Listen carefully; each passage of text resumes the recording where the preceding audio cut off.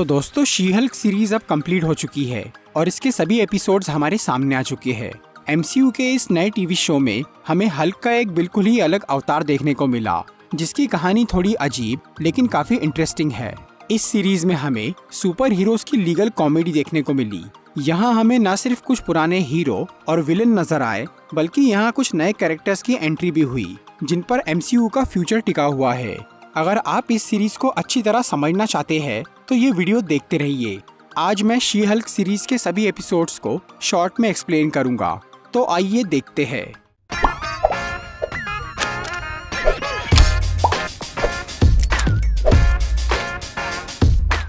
Video शुरू करने से पहले मैं आपको ये बताना चाहूंगा कि यहाँ पर मैं सभी एपिसोड्स को डिटेल में एक्सप्लेन नहीं करूंगा, बल्कि मैं सिर्फ इम्पोर्टेंट डिटेल्स पर ही फोकस करूंगा। ये कहानी है एवेंजर्स एंड गेम के कुछ टाइम बाद की। एंड गेम में हमने देखा था कि ब्रूस बैनर और हल्क दोनों हमेशा के लिए जुड़ गए थे। फिर मूवी के एंड में जब हल्क ने इन्फिनिटी स्टोन्स का इस्तेमाल किया तो उससे उसका एक हाथ बुरी तरह जख्मी हो गया, जो कि सुधर नहीं रहा था। इसीलिए हल्क ने अपने उस हाथ को ठीक करने के लिए एक इनहिबिटर बनाया, जिससे वो वापस इंसानी रूप में आ गया और उसका वो जख्मी हाथ धीरे धीरे सुधरने लगा। इसी दौरान ब्रूस अपनी कजिन जेनिफर वॉल्टर्स से मिलता है। जेनिफर, जिसे जेन भी कहा जाता है, वो एक लॉयर थी। फिर एक दिन ब्रूस और जेन अपनी कार से लॉन्ग ड्राइव पर जाते हैं, लेकिन तभी रास्ते में उनके सामने एक स्पेसशिप आ जाता है, जो कि असल में सकार प्लेनेट से आया था और वो हल्क के लिए एक मैसेज लाया था। पर उस स्पेसशिप को देखकर जेन काफी घबरा जाती है और इससे उनकी कार का एक्सीडेंट हो जाता है। और क्योंकि उस वक्त ब्रूस ने अपना इनहिबिटर पहन के रखा था, इसीलिए वो हल्क बनने की बजाय जख्मी हो जाता है और उसका खून जेन की बॉडी में चला जाता है। इससे जेन की बॉडी में सुपर सोल्जर सीरम और गैमा रेडिएशन घुस जाता है और वो ट्रांसफॉर्म होकर हल्क बन जाती है। फिर वो वहाँ से भाग जाती है। बाद में ब्रूस उसे ढूंढता है और उसे बेहोश करके अपने साथ मैक्सिको के एक आइलैंड पर लेकर जाता है। उस आइलैंड पर एक हाईटेक लैब और एक घर था, जिसे टोनी स्टार्क ने ब्रूस के लिए बनाया था। और उसी लैब में ब्रूस ने ब्लिप के दौरान अपने ऊपर एक्सपेरिमेंट करके खुद को स्मार्ट हल्क बनाया था। जेन को वहां ले जाने के बाद ब्रूस उसके ब्लड की स्टडी करता है, जिससे उसे ये समझ में आता है कि जेन का डीएनए उसके डीएनए से काफी बेहतर है और वो गैमा रेडिएशन को अच्छी तरह एब्जॉर्ब करता है। इसीलिए ब्रूस उसके ब्लड को अपनी बॉडी पर टेस्ट करता है, जिससे उसका वो जख्मी हाथ पूरी तरह ठीक हो जाता है। और तब ब्रूस अपना इनहिबिटर निकाल के फिर से स्मार्ट हल्क बन जाता है। उधर जब जेन को होश आता है तो उसे ये पता चलता है कि वो भी अब हल्क बन चुकी है। फिर ब्रूस उसकी बॉडी पर कुछ टेस्ट करने शुरू करता है और जब जेन फिर से हल्क बनती है तो उसे ये समझ में आता है कि उसके अंदर किसी नई शख्सियत का जन्म नहीं हुआ, जैसे कि ब्रूस के साथ हुआ था। जेन हल्क के रूप में भी पूरे होश में थी और वो अपने ट्रांसफॉर्मेशन को अच्छी तरह कंट्रोल कर सकती थी। फिर ब्रूस जेन को हल्क के बारे में बहुत कुछ समझाता है और वो उसे कई दिनों तक ट्रेन करता है। ब्रूस ये चाहता था कि वो अब अपनी पुरानी जिंदगी भूलकर एक सुपर हीरो बन जाए, पर जेन को सुपर हीरो नहीं बनना था। वो एक अच्छी लॉयर बनकर दुनिया की मदद करना चाहती थी। इसलिए जेन वहाँ से निकलकर वापस अपने घर जाने लगती है, पर ब्रूस उसे रोकने की कोशिश करता है और तब उन दोनों में एक छोटी सी लड़ाई होती है, जिसके बाद ब्रूस अपनी जिद छोड़ देता है और जेन वापस अपने शहर लौटकर अपने काम में लग जाती है। पर उसने अब तक किसी को ये नहीं बताया था कि उसके पास हल्क की शक्ति आ गई है। लेकिन फिर एक दिन जब जेन कोर्ट में एक केस लड़ रही थी, तभी अचानक वहाँ पर टाइटेनिया नाम की एक लड़की आ जाती है, जो कि एक सेलिब्रिटी थी और उसके पास सुपर पावर्स थी। टाइटेनिया के ऊपर उसी कोर्ट में एक केस चल रहा था, लेकिन वो सुनवाई होने से पहले ही वहाँ से भागने की कोशिश करती है और वो वहाँ के लोगों पर भी हमला करती है, जिसकी वजह से जेन वहाँ सबके सामने हल्क बन जाती है और वो टाइटेनिया से लड़के उसे पकड़वा देती है। लेकिन इस घटना की वजह से सबको ये पता चल जाता है कि जेनिफर वॉल्टर्स एक सुपर ह्यूमन बन चुकी है और फिर पब्लिक उसे एक नया नाम देती है, शी हल्क। जेन की इस नई पहचान की वजह से कुछ लोग उसे पसंद करते हैं तो कुछ लोग उससे चिढ़ने लग जाते हैं और इस सब के चलते उसकी नौकरी चली जाती है, जिसके बाद कोई भी उसे काम नहीं देता। फिर एक दिन GLKH नाम की एक लॉ फर्म का मालिक जेन से मिलता है और वो उसे नौकरी देने की बात करता है। उस वक्त GLKH में एक नया सुपर ह्यूमन लॉ डिवीजन खुलने वाला था जिसमें वो सुपर पावर्स वाले लोगों के मामले सुलझाने वाले थे। और कंपनी के मालिक ये चाहते थे कि जेन उस सुपर ह्यूमन लॉ डिवीजन का हेड और वहाँ की एक वकील बने, जिसके लिए वो मान जाती है। GLKH ने जेन को इसीलिए चुना था क्योंकि वो खुद एक सुपर ह्यूमन थी और कंपनी वाले ये चाहते थे कि जेन अपने शी हल्क वाले रूप में ही वहाँ काम करे। फिर नौकरी शुरू होने के बाद जेन को सबसे पहला केस मिलता है एमिल ब्लॉन्स्की की पैरोल का। एमिल ब्लॉन्स्की, जो कि पहले मिलिट्री में था और उसे हल्क को पकड़ने के लिए लाया गया था, वो सुपर सोल्जर सीरम और ब्रूस बैनर के ब्लड की वजह से एबोमिनेशन नाम का एक राक्षस बन गया था, जिसके बाद उसने बहुत तबाही मचाई थी। इसी वजह से वो कई साल से जेल में कैद था, पर जेल में रहते रहते वो बिल्कुल सुधर गया था और एक अच्छा इंसान बन गया था। इसके साथ ही वो अब अपने एबोमिनेशन वाले रूप को काबू करना सीख गया था। इसीलिए उसने सरकार से ये मांग की कि उसे जेल से बाहर निकाला जाए। और जब ये बात GLKH वालों को पता चली तो उन्होंने अपने सुपर ह्यूमन लॉ के तहत एमिल ब्लॉन्स्की का केस ले लिया और ये केस उन्होंने जेनिफर को सौंप दिया। पर जेन ये केस लड़ना नहीं चाह रही थी क्योंकि ब्लॉन्स्की ने उसके कजिन ब्रूस को मारने की कोशिश की थी। लेकिन GLKH के मालिक जेन को बोलते हैं कि अगर उसने ये केस नहीं लड़ा तो वो उसे नौकरी से निकाल देंगे। और तब जेन अपनी नौकरी बचाने के लिए ब्लॉन्स्की से एक बार मिलने का सोचती है। फिर जब वो उस जेल में जाकर ब्लॉन्स्की से मिलती है तो जेन को उसकी बातों से ये यकीन हो जाता है कि वो सच में बदल गया है। लेकिन फिर भी जेन इस बारे में ब्रूस से एक बार बात करती है और तब ब्रूस उसे फोन पर ये बोलता है कि उसने ब्लॉन्स्की को माफ कर दिया है, इसीलिए जेन उसका केस ले सकती है। फिर इस फोन कॉल के बाद हल्क सकार के उस स्पेसशिप में बैठकर सकार प्लेनेट पर चला जाता है, जिसके बाद जेन ब्लॉन्स्की की केस की तैयारी शुरू करती है। लेकिन तभी अचानक इंटरनेट पर एक वीडियो वायरल हो जाती है जिसमें एबोमिनेशन चाइना के एक फाइट क्लब में जादूगर वोंग के साथ लड़ रहा था। उस वीडियो की वजह से ब्लॉन्स्की के पैरोल में मुश्किल आ जाती है क्योंकि सबको ये लग रहा था कि वो जेल से भागा है और वो अब भी एबोमिनेशन बनकर सबको परेशान कर रहा है। फिर जब जेन उससे इस बारे में पूछती है तो ब्लॉन्स्की ये बताता है कि वो अपनी मर्जी से जेल से बाहर नहीं निकला था, बल्कि वोंग ने उसे जबरदस्ती बाहर निकाला था। इसीलिए जेन वोंग से मिलकर उससे इस बारे में सवाल करती है तो वोंग उसे ये बोलता है कि वो कुछ टाइम पहले सॉर्सरर सुप्रीम बनने की ट्रेनिंग कर रहा था, जिसके लिए उसे एक ताकतवर विरोधी की जरूरत थी। इसीलिए उसने ब्लॉन्स्की को जेल से बाहर निकालकर उसके साथ फाइट की थी। वोंग की इस गवाही की वजह से ब्लॉन्स्की को आजादी मिल ही जाती है, पर इसकी एक शर्त थी कि उसे हमेशा इनहिबिटर पहन के रखना होगा और वो कभी दोबारा एबोमिनेशन नहीं बन सकता, जिसके लिए वो तैयार हो जाता है। इसके बाद ब्लॉन्स्की शहर से थोड़ी दूर एक जमीन खरीदता है और वहाँ पर वो एक मेडिटेशन सेंटर खोलकर दुखी लोगों की मदद करने लगता है। इस तरह से जेन सुपर ह्यूमन लॉ डिवीजन का पहला केस जीत जाती है और इससे वो धीरे धीरे काफी मशहूर होने लगती है। लेकिन जेन की इस शोहरत से एक आदमी बहुत जल रहा था, जिसका नाम था टॉड फेल्प्स। टॉड एक अमीर आदमी था जिसे सुपर हीरोज पसंद नहीं थे और वो उनसे काफी जलता था। इसीलिए उसने इंटेलिजेंसिया नाम की एक वेबसाइट बनाई थी जिसमें वो सुपर हीरोज के बारे में उल्टा सीधा लिखता था। पर टॉड ने इंटेलिजेंसिया पर अपनी असली पहचान नहीं बताई थी। वो हल्क किंग नाम का एक एडमिन बनकर उस वेबसाइट को चला रहा था और उसकी इस वेबसाइट पर वो सारे लोग जुड़ चुके थे जिन्हें सुपर ह्यूमन से नफरत थी। फिर बाद में जब जेनिफर शी हल्क बनी तो इससे टॉड को बहुत जलन हुई, इसीलिए उसने अपनी वेबसाइट पर शी हल्क के खिलाफ एक कैंपेन शुरू कर दिया जिसमें वो जेन के बारे में बुरा बुरा लिख रहा था और उसे मारने की साजिश कर रहा था।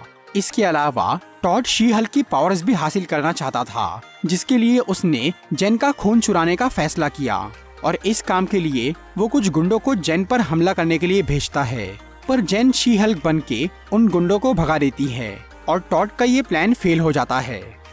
दूसरी तरफ जेन अपनी प्रोफेशनल लाइफ से थोड़ा बोर हो गई थी, इसीलिए वो अपनी पर्सनल लाइफ एंजॉय करने के लिए ऑनलाइन डेटिंग करना शुरू करती है। पर जेन के इंसानी रूप में उसे कोई पसंद नहीं करता, इसीलिए वो शी हल्क के नाम से एक प्रोफाइल बनाती है जिससे उसे काफी अच्छा रिस्पॉन्स मिलता है। उधर टॉड ने जेन की शी हल्क वाली प्रोफाइल देख ली थी, इसीलिए वो उसे डेटिंग के बहाने आकर मिलता है और वो शी हल्क की कमजोरियां जानने की कोशिश करता है। पर जेन को टॉड बिल्कुल पसंद नहीं आता और वो उससे बात करना बंद कर देती है। फिर जेन और भी लोगों के साथ डेट पर जाती है जो कि शी हल्क को काफी पसंद भी करते हैं, लेकिन जेन को ये सब अच्छा नहीं लग रहा था वो चाहती थी कि लोग उसे इंसानी रूप में पसंद करें, ना कि हल्क के रूप में। इसीलिए वो ये ऑनलाइन डेटिंग करना बंद कर देती है। उधर टॉड ने जेन को फंसाने का और उसका ब्लड चुराने का एक नया रास्ता निकाला। उस टाइम पर जेन की एक फ्रेंड की शादी थी। उस शादी में दूल्हे का एक फ्रेंड था जिसका नाम था जॉश। टॉड उसे पैसे खिलाकर जेन को पटाने के लिए बोलता है और तब जॉश उस शादी में जाकर जेन से मिलता है और वो उससे दोस्ती कर लेता है। फिर वो दोनों कुछ दिनों तक साथ में घूमते हैं, जिससे जेन उस पर भरोसा कर लेती है।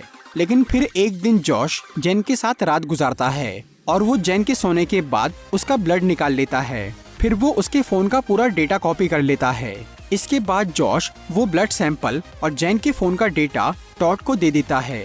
फिर जॉश जेन को छोड़कर भाग जाता है और वो उससे बात करना भी बंद कर देता है, जिसकी वजह से जेन थोड़ा दुखी होती है, लेकिन बाद में वो जॉश को भूल जाती है। दूसरी तरफ टॉड ने जेन के ब्लड से खुद को हल्क बनाने की तैयारी शुरू कर दी थी। इसके साथ ही वो जेन को बदनाम करने की भी तैयारी कर रहा था। इसी दौरान जेन के पास एक केस आता है जिसमें यूजीन नाम का एक आदमी सुपर हीरो बनने के चक्कर में घायल हो गया था। यूजीन ने ल्यूक जेकबसन नाम के एक डिजाइनर से, जो कि सिर्फ सुपर हीरोज के लिए कपड़े बनाता था, उससे अपने लिए एक सुपर हीरो सूट बनवाया था। पर वो सूट लड़ाई के दौरान डैमेज हो गया। इसीलिए यूजीन उस डिफेक्टिव सूट के बदले में कंपनसेशन चाहता था। लेकिन जेन ल्यूक पर केस नहीं करना चाह रही थी, क्योंकि वो खुद भी उससे अपने लिए कपड़े बनवाती थी। पर कंपनी के प्रेशर की वजह से जेन को मजबूरी में वो केस लेना पड़ता है। फिर जब कोर्ट में वो केस चालू होता है, तब ल्यूक का वकील वहाँ आता है, जो था मैट मर्डॉक यानी डेयरडेविल। क्योंकि मैट भी अपने सूट ल्यूक से ही बनवाता था, इसीलिए वो उसका केस लड़ रहा था। फिर कोर्ट में मैट ये साबित कर देता है कि यूजीन का वो सुपर हीरो सूट उसी की गलती की वजह से खराब हुआ था। इसीलिए ल्यूक वो केस जीत जाता है। पर क्योंकि यूजीन एक अमीर बाप का बिगड़ा हुआ बेटा था, इसीलिए वो अपनी हार बर्दाश्त नहीं कर पाता और वो ल्यूक को किडनैप करके उसे एक नया सूट बनाने के लिए बोलता है। उधर जब मैट को ये पता चलता है कि ल्यूक किडनैप हो गया है, तो वो डेयरडेविल बनकर यूजीन का पीछा करता है और तब यूजीन जेन को कॉल करके उससे मदद मांगता है। फिर जेन शी हल्क बनकर वहाँ आ जाती है और वो डेयरडेविल से लड़ना शुरू करती है। लेकिन फिर जब वो डेयरडेविल को पकड़कर उसका मास्क उतारती है, तो जेन को ये पता चलता है कि वो मैट मर्डॉक है। और तब मैट जेन को ये बताता है कि यूजीन ने ल्यूक को किडनैप कर लिया है। इसीलिए वो दोनों मिलकर ल्यूक को बचाने के लिए जाते हैं। वहाँ पर डेयरडेविल यूजीन के कई सारे गुंडों से लड़ता है और शी हल्क भी उसका साथ देती है। फिर वो दोनों ल्यूक को छुड़वा लेते हैं। पर जब वो यूजीन को पकड़ने जाते हैं, तो वो अपना सूट पहनकर वहाँ से भागने की कोशिश करता है और इस चक्कर में उसके पैर टूट जाते हैं। इस सब के बीच मैट और जेन की अच्छी दोस्ती हो जाती है। इसके बाद मैट वापस अपने शहर चला जाता है। फिर अगले दिन जेन एक अवार्ड फंक्शन में जाती है, जहां उसे बेस्ट लॉयर का अवार्ड मिलता है। उधर टॉड इसी मौके की तलाश में बैठा था। फिर जैसे ही शी हल्क वहां अवार्ड लेने के लिए स्टेज पर जाती है, तो इंटेलिजेंसिया वाले वहां की स्क्रीन को हैक कर लेते हैं और वो उस पर जेन की प्राइवेट फोटोज, वीडियोस और बहुत सारी फाइल्स लीक कर देते हैं। इससे शी हल्क बहुत गुस्सा हो जाती है और वो उस स्क्रीन को तोड़ देती है। फिर वो इंटेलिजेंसिया के लोगों को वहां देखकर उन पर हमला करने लगती है, लेकिन तभी पुलिस वहां आकर उसे गिरफ्तार कर लेती है। बाद में जेन के दोस्त और उसकी वकील उसे जेल से बाहर निकलवाते हैं, जिसकी शर्त ये थी कि वो अब शी हल्क नहीं बन सकती। इस पूरी घटना की वजह से जेन बहुत बदनाम हो जाती है और उसे नौकरी से भी निकाल दिया जाता है। पर जेन ने अभी हार नहीं मानी थी। वो किसी भी तरह इंटेलिजेंसिया वालों को पकड़कर उन्हें सजा दिलाना चाहती थी। इसीलिए वो अपनी दोस्त निक्की के साथ मिलकर उनके खिलाफ सबूत ढूंढना शुरू करती है। लेकिन इस सब की वजह से जेन काफी परेशान रहने लगी थी। इसीलिए वो अपना मन बहलाने के लिए ब्लॉन्स्की के मेडिटेशन सेंटर पर चली जाती है। दूसरी तरफ जेन की फ्रेंड निक्की ने इंटेलिजेंसिया की वेबसाइट को ट्रैक करके ये पता लगा लिया था कि आज रात वो लोग अपनी जीत की खुशी में एक पार्टी करने वाले हैं। इसीलिए निक्की अपने साथी पग को लेकर उस जगह पर पहुंच जाती है जहां वो पार्टी चल रही थी। फिर पग वहां घुसकर ये पता लगा लेता है कि टॉड फेल्प्स ही असल में हल्क किंग है और उसी ने अपनी वेबसाइट पर जेन को बदनाम किया है। इसके बाद ब्लॉन्स्की अपने एबोमिनेशन वाले रूप में वहां आ जाता है, क्योंकि वो पार्टी ब्लॉन्स्की के मेडिटेशन सेंटर पे ही हो रही थी। असल में टॉड ने ब्लॉन्स्की को पैसे देकर उससे वहाँ पार्टी करने की परमिशन ली थी और उसे एबॉमिनेशन के रूप में एक स्पीच देने को कहा था। पर ब्लॉन्स्की को ये नहीं मालूम था कि वो लोग सेलिब्रेट क्यों कर रहे हैं और टॉड के असली इरादे क्या है। उधर जेन भी उस सेंटर पर पहुंच गई थी। फिर वो ब्लॉन्स्की को ढूंढते हुए उस जगह पर पहुंच जाती है जहां इंटेलिजेंसिया की पार्टी चल रही थी। वहां पर जेन को अपने दोस्तों से पूरी बात पता चल जाती है, लेकिन तभी टॉड जेन की ब्लड से बना एक सीरम अपनी बॉडी में इंजेक्ट करता है, जिससे वो भी हल्क बन जाता है और फिर टॉड और उसके साथी जेन पर हमला करने लगते हैं, पर एबॉमिनेशन उसे बचा लेता है। इसके बाद वहाँ टाइटेनिया आ जाती है और ब्रूस बैनर भी पहुँच जाता है और उन सब की आपस में लड़ाई शुरू हो जाती है। लेकिन तभी वहाँ एक अजीब घटना होती है। जेनिफर, जो कि हमेशा से ये जानती थी कि वो एक फिक्शनल कैरेक्टर है और वो अपनी ऑडियंस से बात कर सकती थी, उसे ये महसूस होता है कि उसके शो का एंड सही तरह से नहीं हो रहा। इसीलिए जेन फोर्थ वॉल को ब्रेक करके अपनी सीरीज से बाहर निकल जाती है और वो असली दुनिया में मार्वल स्टूडियोज के हेडक्वार्टर पहुंच जाती है, जहां वो अपने शो के राइटर्स से मिलकर उन्हें बोलती है कि उसे शो की एंडिंग अच्छी नहीं लग रही, इसीलिए वो उसे चेंज कर दे। पर वो राइटर्स जेन को बोलते हैं कि मार्वल के बॉस केविन ने उनसे वैसी एंडिंग बनवाई है जिसे वो चेंज नहीं कर सकते। इसीलिए जेन खुद केविन से मिलने जाती है, पर वहां पहुंचने पर उसे ये दिखता है कि केविन असल में एक आर्टिफिशियल इंटेलिजेंस प्रोग्राम है जो कि पूरा मार्वल स्टूडियोज चलाता है। और तब जेन केविन को बोलती है कि उन्हें मूवीज और सीरीज में एक ही तरह की स्टोरी को बार बार नहीं दोहराना चाहिए, क्योंकि अब पब्लिक उससे बोर हो रही है। ये सुनकर केविन कन्विंस हो जाता है और वो जेन से पूछता है कि उसे अपने शो की कैसी एंडिंग चाहिए। और तब जेन उस क्लाइमेक्स को चेंज करना शुरू करती है। वो सबसे पहले टॉड का हल्क बनने वाला सीन हटा देती है, फिर वो ब्रूस को वहाँ से निकाल देती है और आखिर में वो डेयरडेविल को अपनी कहानी में जोड़ देती है। इसके बाद जेन असली दुनिया से निकलकर वापस अपनी सीरीज में जाती है, जहाँ पर टॉड को उसकी हरकतों के लिए और ब्लॉन्स्की को कानून तोड़ने के लिए गिरफ्तार कर लिया जाता है। फिर डेयरडेविल भी वहाँ आ जाता है, जो कि कुछ टाइम के लिए उसी शहर में रहने वाला था। इसीलिए मैट और जेन दोनों डेटिंग करना शुरू करते हैं। फिर एक दिन जेन मैट को अपने परिवार से भी मिलवाती है और वो सब साथ में खाना खाते हैं। पर तभी वहाँ पर ब्रूस आ जाता है, जो कि अभी अभी सकार प्लेनेट से वापस लौटा था और वो साथ में अपने बेटे स्कार को भी लेकर आया था। ब्रूस का ये बेटा तब पैदा हुआ था जब वो हल्क के रूप में 2 साल तक सकार प्लेनेट पर रुका हुआ था। फिर शो के एंड में हमें शी हल्क नजर आती है, जो कि टॉड के खिलाफ कोर्ट में केस लड़ने जा रही थी। आखिरी एपिसोड के मिड क्रेडिट सीन में हमें ब्लॉन्स्की उसी जेल में दिखता है जहां वो पहले कैद था। फिर वोंग वहां आता है और वो ब्लॉन्स्की को जेल से बाहर निकालकर उसे कामरताज में रहने के लिए लेकर चला जाता है। तो दोस्तों, ये थी शी हल्क सीरीज की एक्सप्लेनेशन वीडियो। अगर आपको ये वीडियो अच्छी लगी हो तो इसे लाइक और शेयर जरूर करिए और ऐसी इंटरेस्टिंग वीडियोस देखने के लिए सब्सक्राइब कीजिए हमारा चैनल और इस बेल को दबाइए ताकि आपको हमारी वीडियोस सही टाइम पर मिल सके।